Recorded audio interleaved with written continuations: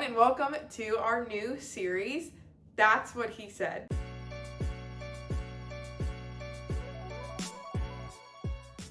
My name is Faith Guy. I'm the Chief Joy Officer here at Center for Victory, and this new series is going to be talking about my dad and I's relationship with different life lessons, different quotes of his, different, stories that I have with him, just to kind of either give you a laugh, encourage you, inspire you moving forward this week. So every Wednesday, you'll see me here, and today I'm so excited to start with something very fundamental to my dad and I's relationship, and also with, I feel, our relationship, with our company and as a company, with our family, our friends, so on and so forth. And that is time in versus time out. Now, this sounds silly. Most of the series will. But to start us off, what is time in? I guess is kind of our first area to cover. And time in was just, like, when I think of stories with it, it was when I would stand on the couch as a kid and braid my dad's hair. And, you've probably all seen him. He is known for that long hair that he has. And it's actually in his first book, too. He kind of mentions it. But he would just let me do his hair, whether it was well done or not, that's up for debate. I said it was pretty good. But, that time in, or we would sit after preschool every day and watch Dragon Tales, or even the other day, when we were driving, shout out to the guys at TPG, the pavement group, we were driving over to their office, and I was like, hey, did you hear the new John Bellion song? And he was like, no, I haven't. So I played it for him, and, it's just that being interested in the things that someone else is interested in. Like, I never felt like the things that I liked were too weird or not appreciated or validated, because like him and my mom both, put that time in and still continue to put that time into the things I'm interested in, the people I'm around, my life. Like, they're invested in kind of like in that circle of my life. And then it feels like I'm not alone in that. And I think when I've realized I feel the most disconnected, or I guess not, like, honestly not true to who I am, is when I'm not connecting with people intentionally, or I'm not connecting with my parents intentionally.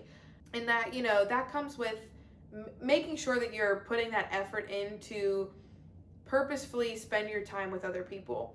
Even when I had something go wrong, or I am somebody who learns, stuff the hard way, of course, guilty. I am definitely stubborn and not great with, just trying to wait things out.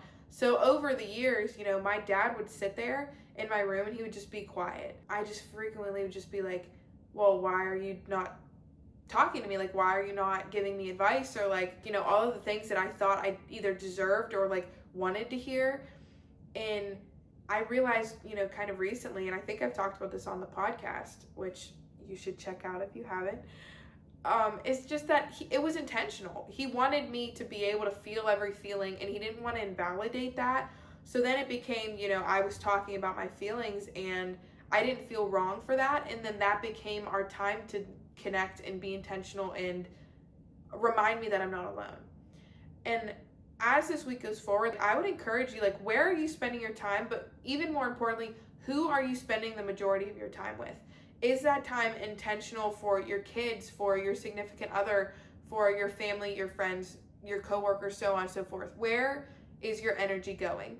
Are you spending it with people also who validate you? Like, are you around people who intentionally spend time to connect with you? Or is it kind of, a one-way street with a friendship? Or are you pulling teeth to even connect with them?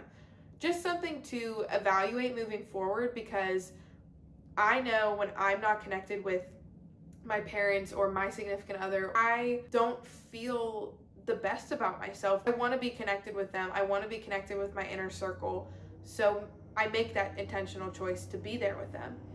And maybe you need, that kind of like wake up call where it's like, are you spending the time you need with the people around you, or are you wasting it, not being as intentional? Are you pushing them away? Are you brushing them aside? Are you it's just something to be aware of, because I constantly have to like remind myself, like, okay, if you have something going on, you should talk to the people around you. Like, you're not alone in everything.